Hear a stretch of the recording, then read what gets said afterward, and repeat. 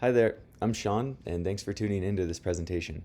Over the past year, I've been working on the community development at South Main Gunnison. This presentation is a bit of my story over the past 12 months.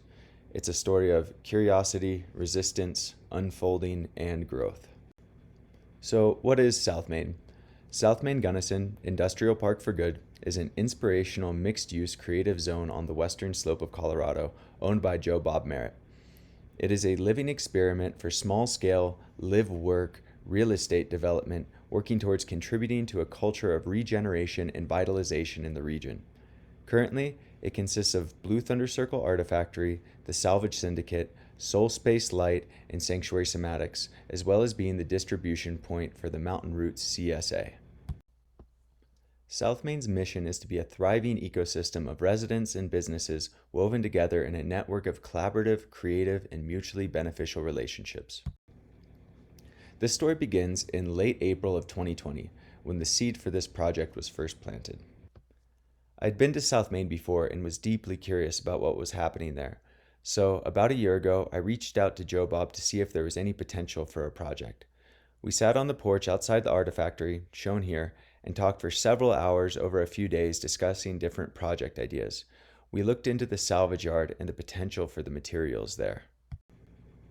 We started looking into the upcycling of those materials using an artistic process in the Blue Thunder Circle Artifactory, transforming these salvage materials into fine and functional pieces of art affectionately known as funked junk, shown here. Upcycling these materials could be a source of revenue generation, education, and hands-on training for the community at South Main. Moving into the summer of 2020, my summer job is working as a rafting guide in the Grand Canyon, and during that summer I only went on 2 river trips. As luck would have it, on one of them I met Deborah Cantrell. Deb runs the Sustainable Community Development Clinic at CU Boulder Law School. One of their focuses is working with sustainable developers on projects that include affordable housing and community or nonprofit space. I shared with her in the best way I knew how at the time what was happening at South Main. With the essence of the project being building a resilient community, it was a perfect fit for the clinic. So, that fall we began working with Deb and a group of CU Boulder Law students, Brendan Sohn, Tanvi Kapoor, and McKaylee Gardner, to start digging into what South Main was. We would meet about once a month, going over a list of cogitating questions they had posed from the previous meeting. These questions were aimed at understanding what South Main as an entity was and challenge the current ideas. They would ask questions such as, who is involved and what are the relationships like? How can resources be shared? And what functions does South Main provide to its stakeholders? Many of these questions had theoretical answers, but trying to explain them clearly proved to be both challenging and illuminating. Essentially, the community at South Main is still rough around the edges, ignorant of what we don't know, and we needed to have some of those rough edges knocked off through some generative friction. Just like rocks in a tumbler, all of the sharp edges are eventually knocked away until they become refined, polished, and smooth. Having a group of intelligent and motivated individuals jump into the tumbler with us and knock away some of the rough edges has refined South Main in a truly generative way.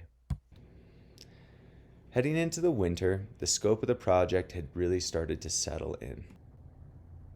We were starting to dig deeper into the different entities using tools like the business model canvas, shown here.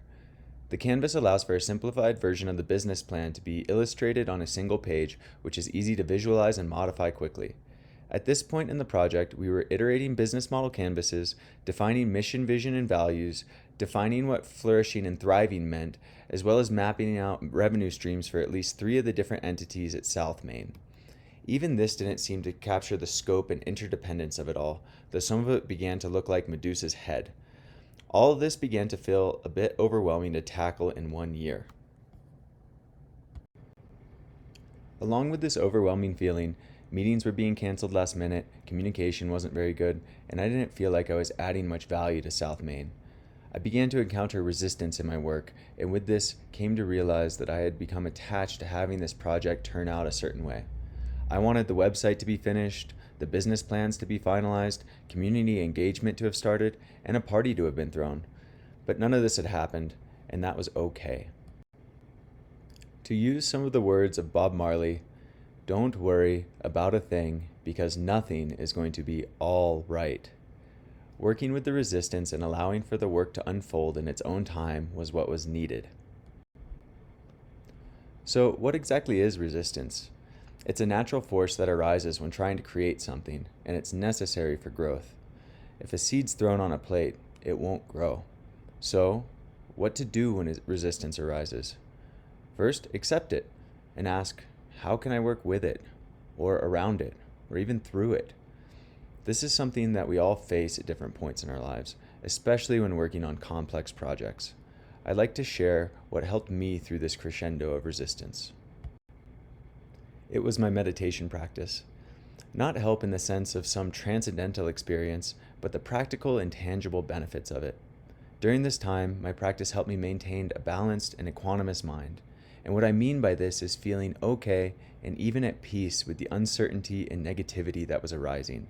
As environmental managers, this type of training is essential. I deeply encourage each and every one of you to find a practice that works for you and stick to it. Using this practice and working through the resistance with a relatively balanced mind, I began focusing only on the work itself, the process, and not attaching to any outcome. The process is what we are all continually building, and the results will naturally follow. While we were working, some major constraints to growth were illuminated. They were project management, communication, and revenue generation. So we explored potential solutions and landed on using Asana as both a project management and communication tool. Using this, we were able to plan out projects, track tasks, and integrate budgets. So where are we now? Right now, we are creating the structure for growth. Thanks in large part to Deb and the law students, we have been looking into what the function of South Main should be and then designing the form accordingly. This can take the shape of different business structures such as an LLC, cooperative, or S-Corp. Instead of pushing the process, we're allowing the process to unfold as we work, while understanding that the process is what's important. South Main will never be finished. It is an evolving place that continually adapts to a changing environment. It is impermanent. Throughout this project, communication and collaboration have been steadily growing through our weekly meetings and co-working sessions. Coming together regularly has steadily built trust between all of us. Trust is essential in forming a resilient community. While much of the business and financial models are still unfinished, they have been set up and scrutinized enough to give us a much clearer idea of how South Main and the businesses there will operate. There is now a clear aim to create some version of employee ownership, which may take the form of a cooperative model. We look to realize a real estate development model that generates creative culture, builds community, and provides a sense of belonging. In this community structure, we are currently experimenting with defining terms of employment, work trade agreements, as well as benefits and responsibilities. So, looking into the future, what's next for South Main? This summer, we aim to really get the happenings happening. This means hosting workshops and events, connecting with community, as well as supporting both Mountain Roots and Thrive Yoga in their endeavors. All of these activities are aimed at developing a facility for people to come and remember, to heal our relationships with each other, and to build and belong to the community where we live. The aim right now is to test the South Main Gunnison prototype here, prove that it in fact creates mutually beneficial relationships and nourishes creative culture, then take this model to other rural towns in need of revitalization, eventually creating a South Main anywhere, everywhere. I feel fortunate to have worked with both Joe Bob and Amanda Sage at South Main over the past year. Going through this process with such creative, intelligent, and motivated people has been full of inspiration, resistance, and personal growth.